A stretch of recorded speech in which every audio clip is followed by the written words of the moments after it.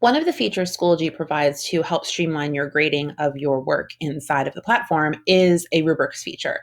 There are 3 different places you can create rubrics from. The most general, which is your resources page. You can click add resources, and then near the bottom you can click add rubric. Because you're creating it in your resources page, you'll eventually be able to share it out amongst all of your classes regardless of the subject area or the section. You can create a rubric inside of a particular course or linked sections of a course by going to the course, clicking grade setup, add and rubric, and again the window will pop up and you can assign a rubric for. Or you can create a rubric inside a particular assignment. So if I am in this particular class and I go to add materials, I can create a rubric inside an assignment and a discussion. So the students will know beforehand what they're being held accountable for in a very easy and streamlined way. You'll also be able to access the rubric itself when the students submit, and you'll be able to simply click the category and the number that you've assigned to it in order to award points. So let's go to add assignment. I'll show you what it looks like. You give your assignment a date,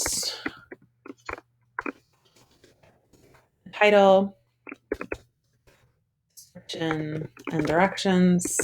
As always, you choose a gradebook category.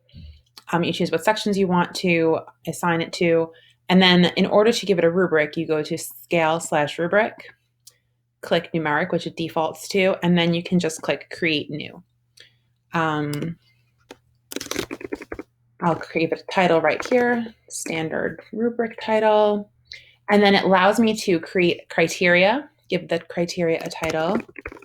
Let's call it grammar spelling. I can describe that particular criteria, and then I can give it a scale. I'm able to assign whatever point totals I choose for that particular scale, and I can give it a description underneath of what that scale, how the students can earn those particular points should I choose. In order to add more criteria, I'll click criteria here.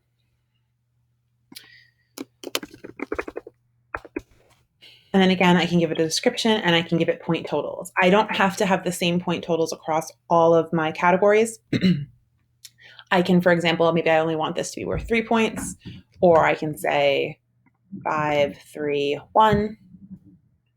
I can also, which is an important feature and something that we've been talking about lately, is I can assign learning objectives to the students based upon standards.